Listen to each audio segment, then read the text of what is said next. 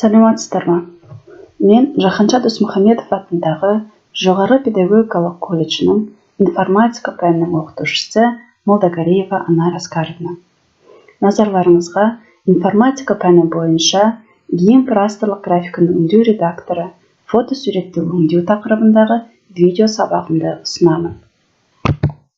Сабақтың мақсаты GIMP графикалық редакторының интерфейсімен таныстыру, растрлық бейнелермен жұмыс істеу дағдыларын қалыптастыру.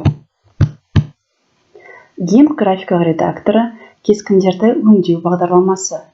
1995 жылы Спенсер Кимбел және Питер Маттис атты ағылшын студенттері дипломдық жоба ретінде ұсынған.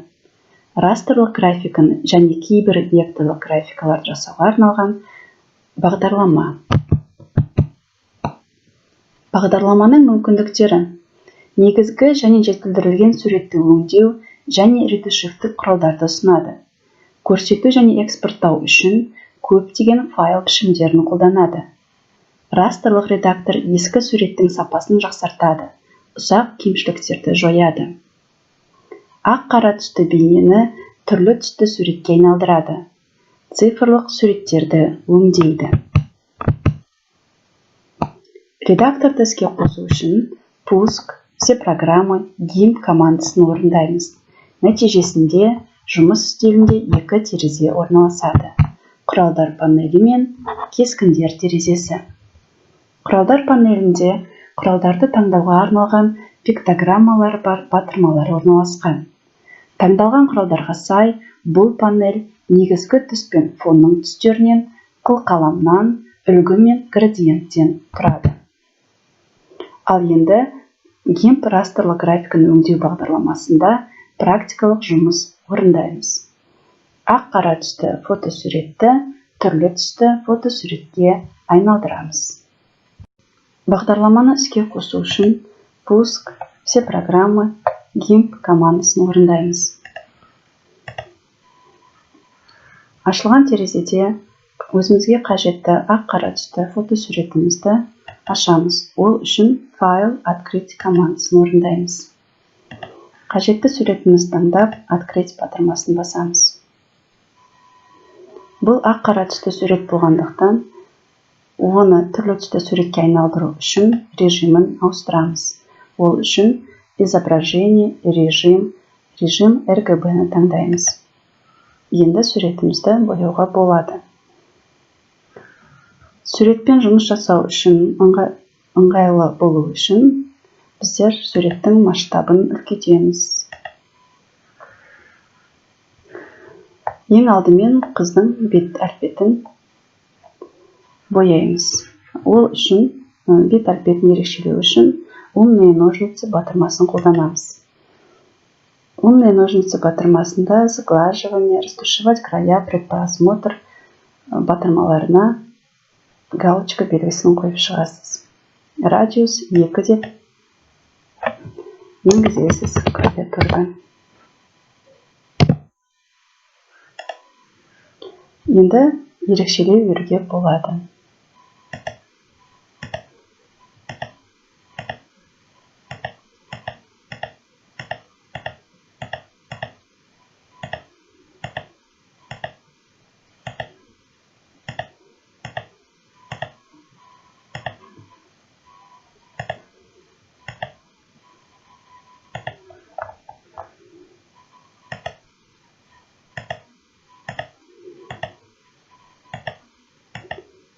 Мейлінше мына белгілеу нүктелері бір-біріне жақын орналасқаны жақсы. Ол бейнеміздің дұрыс боялуын қамтамасыз ететін болады. Егер нүктелер бір-бірінен алшақ орналасатын болса, онда біздің белгілеу сызықтарымыз қисық орналасып кетеді де, кейін бояған кезде суретіміздің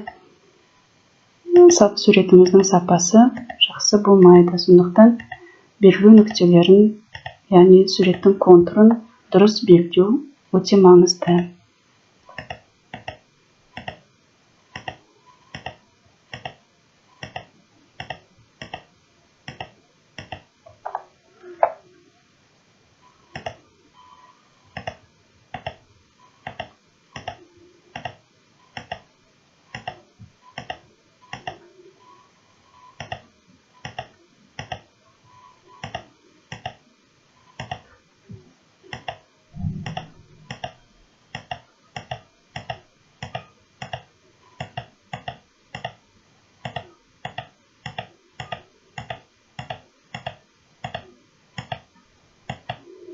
соңғы нүктені ең бастапқы нүктемен қосу керек міндетті түрде. Енді қазір біздер егер осы белгілеуді бояйтын болсақ, онда суретіміздегі көздер де бірге боялып кетеді. Сондықтан көздің облысын боямас үшін интерпернесін басып, режим ножницының ішінде вычесть из текущего выделения деген мына батырманы басамыз. Енді боямауы қажет облыстарды ерекшелеп шығамыз. Яғни екі көзді.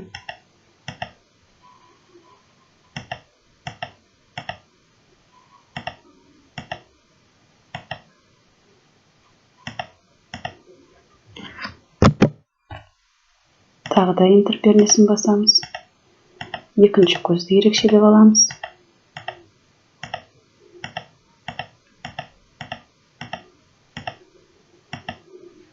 Соңғы нүктесімен беттестірдік. Енді бояуға болады. Ол үшін мына түстер палитрасынан өзімізге қажетті түсті таңдаймыз.